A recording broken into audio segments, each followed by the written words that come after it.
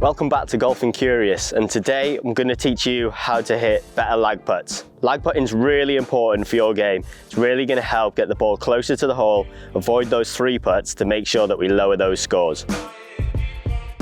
So lag putting is essentially when we've hit the green but we're usually around 20 feet or further from the hole. When we get into this sort of situation, we're probably very unlikely to actually hold the putt. But we really don't want to take 3 putts. So therefore it's really important that we manage our speed well in this environment to help reduce our scores. One thing that's going to be quite difficult is because of the length of the putt here, that stroke has got to become a little bit longer. And because of that extra distance in the stroke, it's going to be an extra little challenge for us to maintain that control throughout the stroke to help get a good strike, good speed management and get the ball close to that hole. So what are the advantages of good lag putting? The advantages really, as we've already mentioned, is that we're going to help reduce our chances of 3 putting. It's never going to be ideal to keep our scores lower if we're having 3 putts on the cards. If we have really good lag putting, our distance control is going to be very good.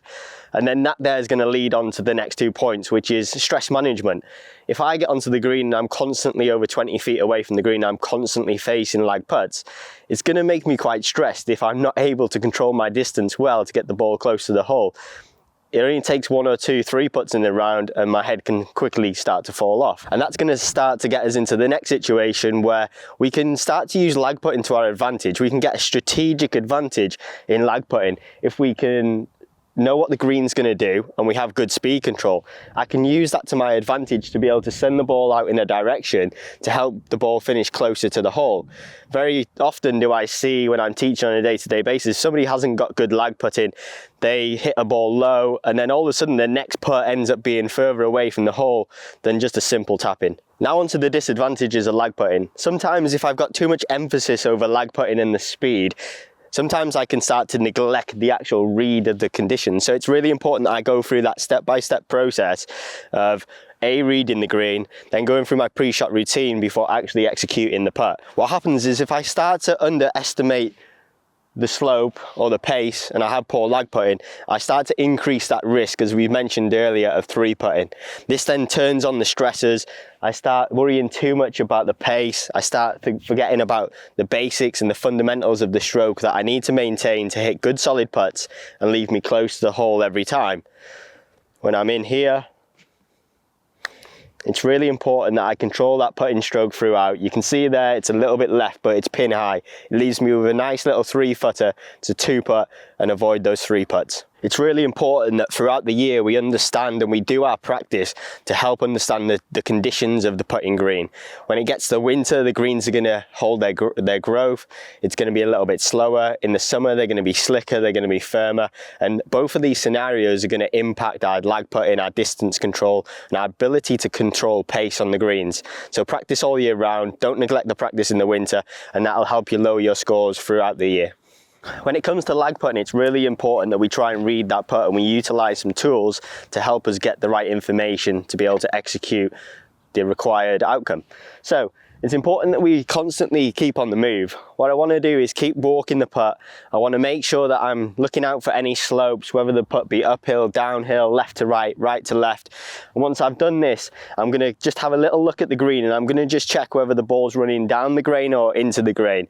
This is going to definitely have an impact on the speed of the putt. If it's down grain, it's going to run a little bit faster. If it's into the green, it's going to come up a little bit shorter. The next step from there is to just work my way back and I'm going to start to use some visualization. I'm going to come in behind the golf ball. I'm going to squat down. I'm going to just try and have a visualization about how I perceive the ball running after I've hit it. From here, I can see that the putt's a little bit uphill and a little bit from right to left. So I'm going to then go through my pre-shot routine. I'm going to line that ball up in the starting direction down to the right-hand side. I'm going to come in from behind it. I know my intention here is to lag putt, so I'm going to have some practice strokes. I'm going to go through my 1, 2, 3, work on that tempo and the length of that swing. I'm matching that up with my visualization. You can see here I'm looking down at the hole to try and help me get that ball closer. The next step is just to go through it, trust it, and hit it. Let's give it a go.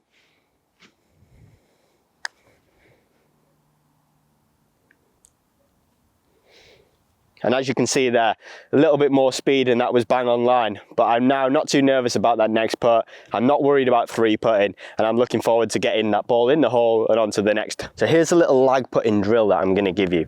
The first, what we're going to do is place balls down at 15 foot. We're going to go back to 20 foot. We're then going to go 25 foot, 30 foot, and lastly 35 foot. The intention here is that we're going to hit, maybe it's 1 ball, maybe it's 5 balls, but we're going to try and hit a putt from every distance, and the objective is to get the ball inside 3 foot around that hole to make sure that we secure our chances of having less putts, eliminating those 3 putts and lowering those scores. So if you feel like you've mastered that drill, another drill to try is the dartboard drill. Dartboard drill is basically where we imagine that there's a bullseye around that cup, and we're going to imagine ourselves trying to get the ball as close to that as possible, create a little scoring system and see how many points you can rack up in a certain amount of balls. Another way that we can try and improve our distance control is by hitting some putts while we look at the target all the way through the stroke. From here, it's going to help give us some awareness of using our eyes to help gauge distance and take a little bit of that static technique out of it. That being said, it's really important that we maintain good fundamentals with technique. Technique's really important in terms of getting set up in the appropriate position, making sure my eyes are over that golf ball, and making sure I stay in control of that stroke throughout the action.